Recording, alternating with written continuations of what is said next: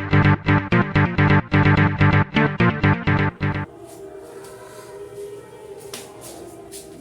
Students, welcome to my channel. So आज हमारी जो टॉपिक है ये आपकी स्टडी से रिलेटेड ही है और आपके इग्नू यूनिवर्सिटी से रिलेटेड है।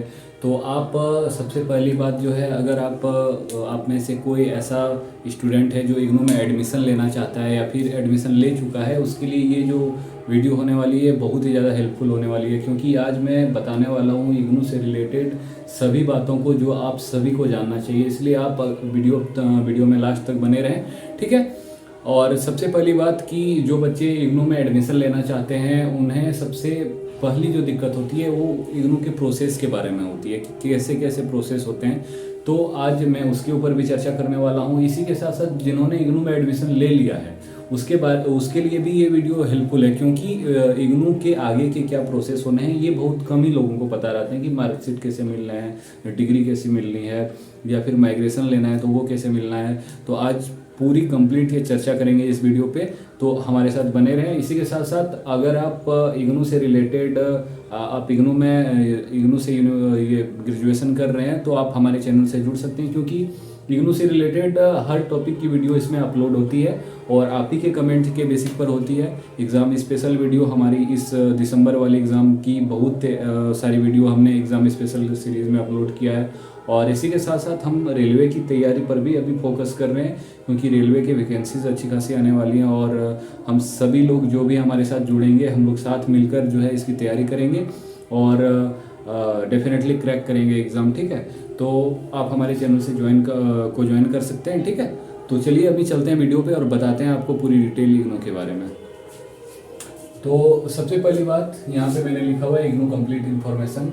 और सबसे पहली बात, जो इग्नू की हेड ऑफिस है ये मेनली दिल्ली में है और ये न्यू दिल्ली में है और 1985 में इसका गठन हुआ था, ठीक है। ये मतलब ऑफिस वहाँ पे ये किया गया था। तो दूसरी बात यहाँ पे मैंने ये हाईलाइट किया हुआ है कि ये नॉन स्कूलिंग है। आप इसमें अगर एडमिशन लेने के बाद आप अगर चाहते हैं कि मैं पढ़ाई भी करना चाहता हूँ, स्कूलिंग करना चाहता हूँ, तो आप जहाँ पे स्टडी सेंटर अपना चूज़ करोगे वहाँ पे सप्ताह में 1 से 2 दिन क्लासेस लिए जाते हैं, आप वहाँ पे अटेंड कर सकते हो। लेकिन बेसिकली इग्नू एक कंप्लीट इन्फॉर्मेशन जारी करती है, जिसमें कि वो उसका कंप्लीट ये कहना रहता है कि क्लियरली कहना रहता है कि ये एक ओपन यूनिवर्सिटी है और आप यहाँ नॉन स्कूलिंग के जरिए ही अपना यूनिवर्सिटी मतलब ग्रेजुएशन कंप्लीट कर सकते हैं। तो बेसिकली ये नॉन स्कूलिंग है, लेकिन फिर भी अगर कोई करना चाहता है क्लास तो आप अपने स्टडी सेंटर में जाके क्लास कर सकते हैं, ठीक है।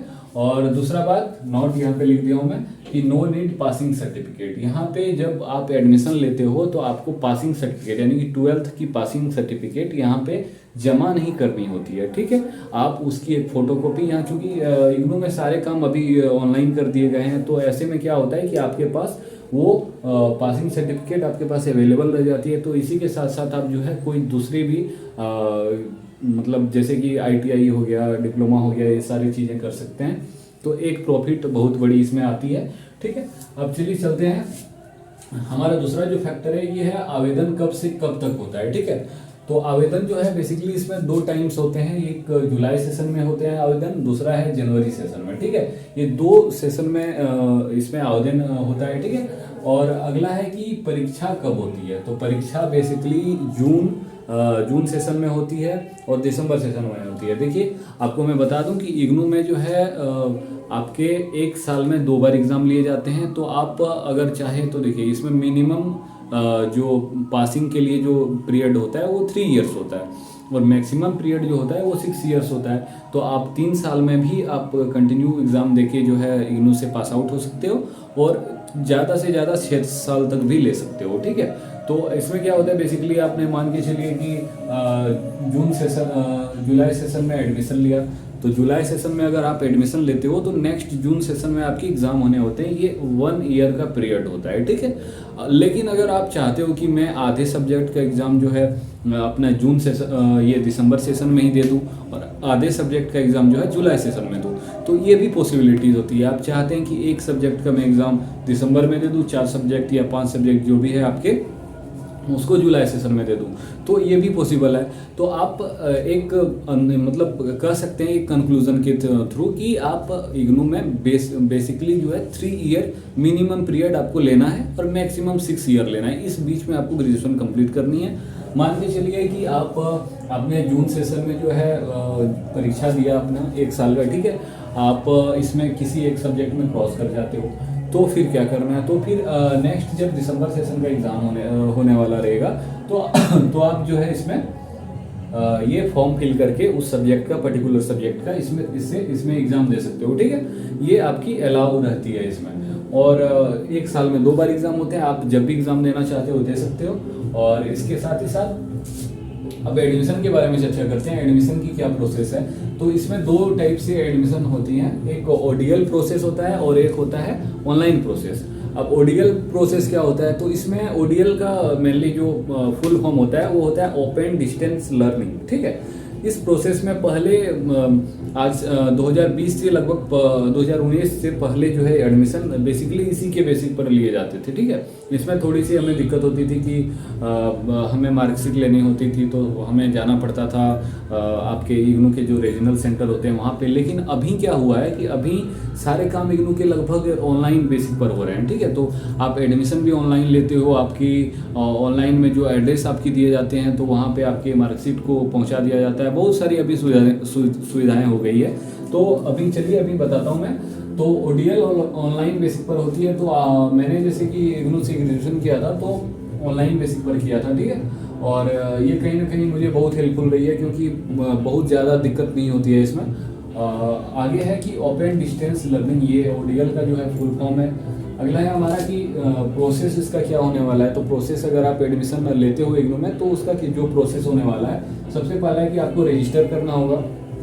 रजिस्टर करने के बाद जो है आपको जो इम्पोर्टेंट इन्फॉर्मेशन होते हैं आपके, कि आपका नाम जो है, पेरेंट्स का नाम जो है, डेट ऑफ बर्थ वगैरह वगैरह जो भी है आपको देने पड़ते हैं वहाँ पे। साथ ही साथ आपके डॉक्यूमेंट्स की स्कैन कॉपी वहाँ पे लगती है, तो स्कैन कॉपी आप दे देना। और सबसे मोस्ट इम्पॉर्टेंट जो होता है, आपकी 2 चीज़ें होती है जो आपको 3 साल तक, आप मान के चलिए मिनिमम जो इसका पीरियड होता है 3 साल होता है, तो 3 साल तक आपको जो दिक्कत नहीं देने वाली है वो 2 चीज़ें होती है। सबसे पहली होती है हमारी आपका कम्युनिकेशन डिटेल, ठीक है, यानी कि आपका एड्रेस। और दूसरा जो होता है आपका ईमेल आईडी, ठीक है। इन दोनों चीज़ों को आप प्रॉपर अच्छे तरीके से देख कर दें, क्योंकि आपके अगर मार्कशीट भी भेजे जाएंगे तो आपके उसी एड्रेस पर भेजे जाएंगे जो आपने वहाँ पे फिल किया हुआ रहेगा एडमिशन लेते वक्त। और दूसरी बात, आपकी जितनी भी इग्नू से रिलेटेड इन्फॉर्मेशंस होगी, जितनी भी नोटिफिकेशंस होगी, सारी उसी ईमेल आईडी में प्राप्त होंगी जो आप उस टाइम देते हो, ठीक है। सो आप इसमें केयरफुल रहे, तो वही करें, ठीक है। आपको देना है आपके प्रॉपर जो आप ईमेल आईडी यूज़ करते हो या फिर आपका प्रॉपर जो एड्रेस है उसी को देना है वहाँ पे। अगला है, उसके बाद आपको ऑनर्स चूज करने के लिए बोला जाएगा। देखिए ऑनर्स चूज करने के लिए क्या होता है कि आपको बेसिकली 32 क्रेडिट्स लेने पड़ते हैं। तो 32 क्रेडिट्स क्या होता है, आप क्रेडिट्स क्या होते हैं मैं आपको थोड़ा सा बता देता हूँ इसमें। देखिए क्रेडिट्स हर एक सब्जेक्ट कोड के बेसिक पर डिवाइडेड होता है। जैसे कि मान के चलिए मेरा एक सब्जेक्ट है इंग्लिश ऑनर्स मैंने किया था, तो उसमें जो मेरा मेन सब्जेक्ट था इंग्लिश से ही रिलेटेड था, तो उसमें सब्जेक्ट कोड हमारे जो होते हैं इंग्लिश ऑनर्स में BEGE से स्टार्ट होते हैं, ठीक है। तो BEGE 101, 102, 103, 103, 4, 5, 6 इस तरह से होते हैं। तो इसमें से हर सब्जेक्ट कोड जो हमारा था वो 8 क्रेडिट का था, ठीक है।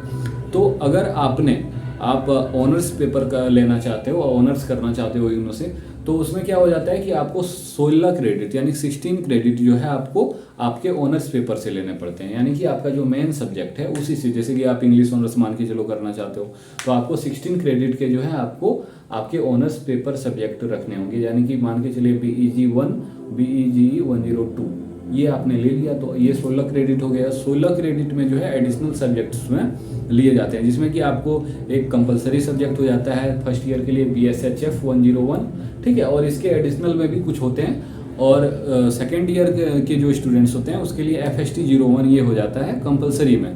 तो उनके भी 8 क्रेडिट होते हैं। मान के चलिए आपने अभी इग्नू में आप अगर ऑनर्स पेपर से करोगे तो 8 क्रेडिट आपका BEG 101 का हो गया, BEG 102 ये जो है सब्जेक्ट कोड होता है। देखिए BEG 101 BEG 102 जो होते हैं ये बेसिकली सब्जेक्ट कोड होते हैं। इन सब बुक के भी नाम अलग होते हैं। जैसे कि मान के चलिए एक कोड का मेरा नाम है कि BEG 103, तो इसमें आ जाता है हमारा कम्युनिकेशन स्किल्स इन इंग्लिश, ठीक है। इसमें बेसिकली वो बुक का नाम है और उसको शॉर्ट कोड में जो हमें यहाँ पे कोडिंग जो किया गया है उसको BEG 103 किया गया है, ठीक है।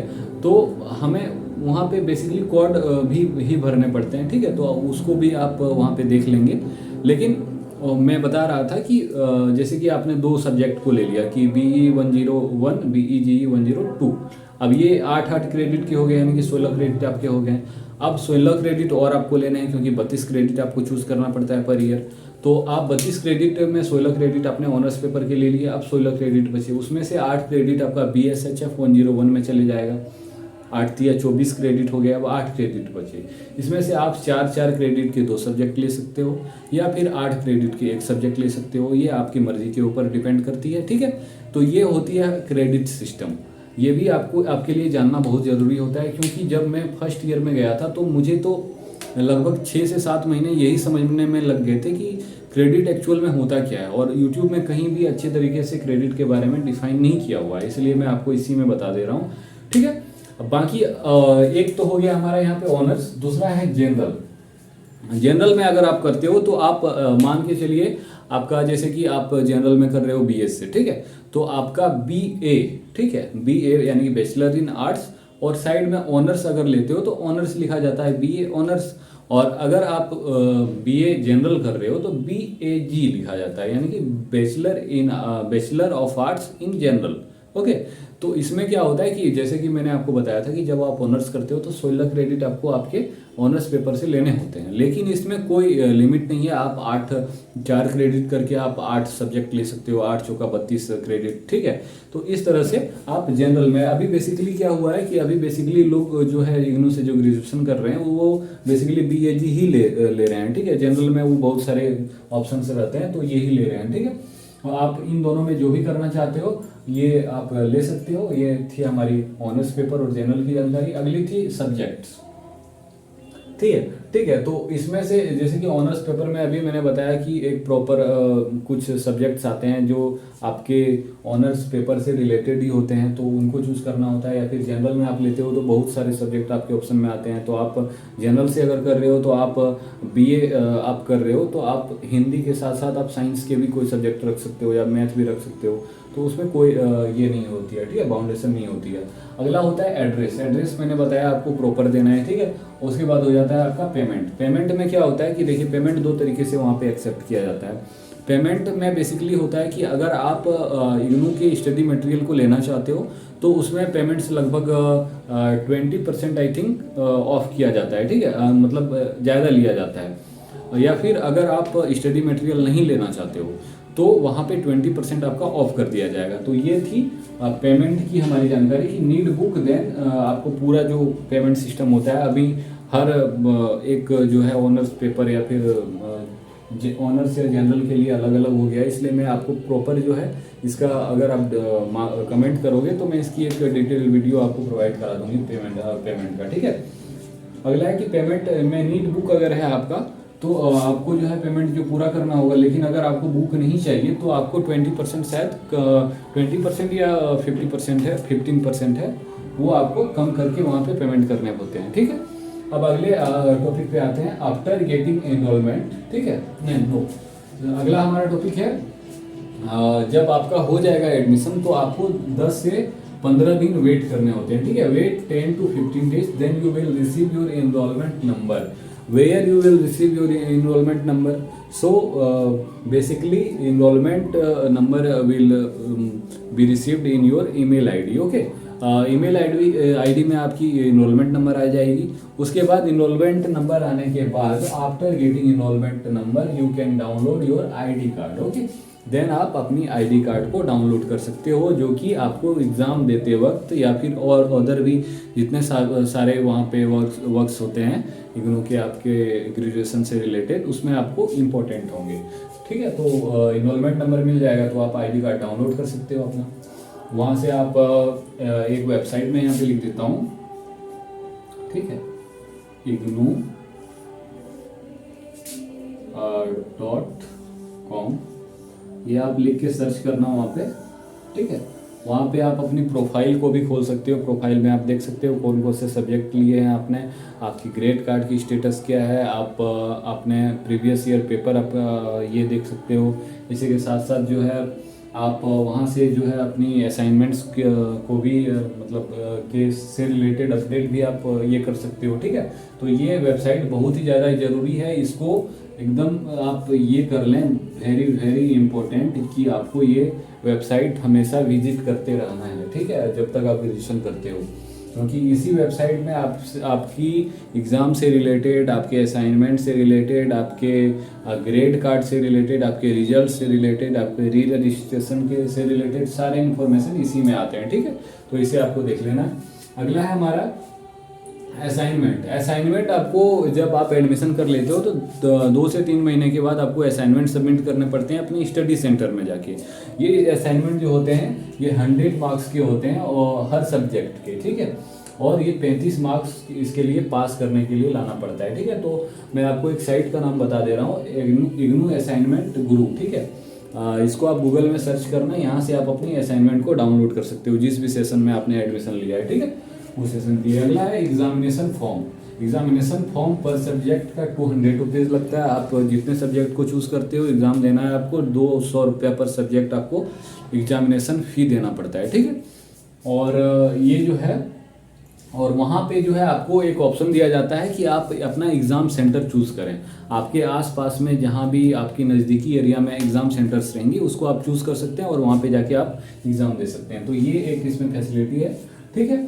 अगला जो आता है हमारा वो आता है री रजिस्ट्रेशन, ठीक है। आप जैसे ही एग्ज़ाम दे लोगे, आपका एग्ज़ाम जैसे ही कंप्लीट हो जाएगा या फिर एग्ज़ाम चलता ही रहेगा, उसी बीच में री रजिस्ट्रेशन का एक लिंक आएगा आपके जो है ignu.com इस वेबसाइट पे, ठीक है। वहाँ पे जाके आपको, जैसे कि आप फर्स्ट ईयर का फाइनल एग्ज़ाम दे रहे हो तो सेकेंड ईयर जाने के लिए यहाँ पे हर साल, या फिर थर्ड ईयर जाने के लिए हर साल यहाँ पे री रजिस्ट्रेशन कराना पड़ता है, जिसकी फ़ी जैसे कि फर्स्ट ईयर में रहती है उसी तरह सेकेंड ईयर में रहती है। तो ये आपको पे करना पड़ता है और आप री रजिस्ट्रेशन करते हो। उसके बाद री रजिस्ट्रेशन करने के बाद कुछ दिन के बाद आपकी रिजल्ट्स वहीं पे ignu.com में ही शो करेगी।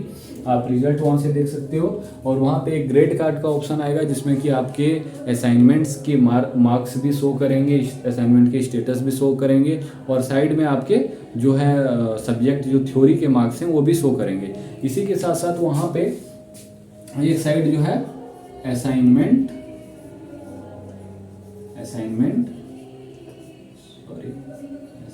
जो हो गया और एक साइड थ्योरी के मार्क्स दोनों साइड शो करेंगे। और यहाँ पे जो है फाइनली लिखा हुआ रहेगा कि आप अगर इसमें भी पास कर जाते हो, इसमें भी पास कर जाते हो, तो यहाँ लिख देगा कंप्लीट, ओके, यहाँ पे कंप्लीट लिख देगा। और अगर इसमें एक में आप पास नहीं करते हो, इसमें पास कर जाते हो, या फिर इसमें पास नहीं करते हो, इसमें पास कर जाते हो, तो यहाँ पे नॉट कंप्लीट लिखाएगा, ओके। ये आपको ग्रेड कार्ड में शो करेगी जो आप ignu.com के वेबसाइट से जाके खोल सकते हो, ठीक है।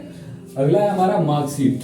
मार्कशीट से पहले मैं बता देता हूँ कि मार्कशीट आपको तभी मिलेगी जब आप आपके ग्रेड कार्ड में आपने जितने 3 साल में सब्जेक्ट चूज़ करे हैं, आपके जितने भी असाइनमेंट उन सब्जेक्ट्स के जमा करे हो, वो सारे सब्जेक्ट में जो है कंप्लीटेड का लिखा हुआ रहना चाहिए स्टेटस, ठीक है।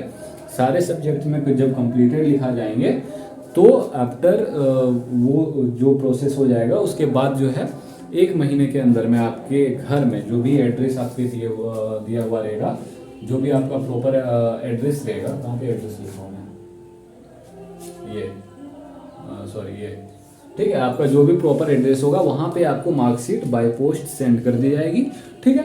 इसी के साथ साथ जब आपको मार्कशीट मिल जाएगी, ठीक है, तो मार्कशीट मिलने के कुछ दिन के बाद आपको जो है डिग्री के लिए, ओरिजिनल डिग्री के लिए जो है पासिंग सर्टिफिकेट के लिए अप्लाई करना पड़ता है। उसके लिए भी कुछ 5 से 600 के बीच की फ़ी लगती है और उसके लिए भी मैं एक डिटेल वीडियो बना दूंगा। पहले आप 3rd ईयर तक पहुंच जाओ, ठीक है।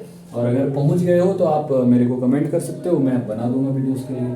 तो ओरिजिनल डिग्री जो है उसके लिए आपको कमेंट करना कमेंट करिए मेरे कमेंट सेक्शन में, लेकिन इग्नू के वेबसाइट से ही आपको अप्लाई करनी पड़ती है और वहाँ पे आपको कुछ फी पेमेंट करनी पड़ती है। After that you can get your original degree by post at your home. Okay, so ये थी हमारी। और अगर उसके बाद एक लास्ट पॉइंट है जो हमारी ये पूरी जो डिटेल्ड वीडियो थी उसकी सबसे आखिरी बात है कि अगर आप उसके बाद इग्नू में आपके अच्छे खासे मार्क्स आ जाते हैं और किसी बड़े यूनिवर्सिटी में आप एडमिशन कराना चाहते हैं तो आप जो है आप माइग्रेशन ले सकते हो इग्नू की वेबसाइट से, ठीक है। वहाँ पे आप जाके अपने रीजनल सेंटर में इसे अप्लाई कर सकते हो या फिर ऑनलाइन भी अप्लाई की एक वेबसाइट आती है जिसमें कि आप अप्लाई करके माइग्रेशन ले सकते हो। तो ये थी हमारी कंप्लीट इन्फॉर्मेशन इग्नू के बारे में। आशा करते हैं कि ये आपको बहुत ही ज़्यादा पसंद आएगी और आपके लिए बहुत ही ज़्यादा इन्फॉर्मेटिव होगी। तो गाइज़ मिलते हैं अगले वीडियो पर। तब तक अगर आप हमारे चैनल से नहीं जुड़े हैं तो जुड़ जाएँ और अपने एग्ज़ाम से रिलेटेड एग्ज़ाम स्पेशल वीडियो पाने के लिए हमें कमेंट करें। Definitely I will provide best material for you and keep watching our channel. Thank you.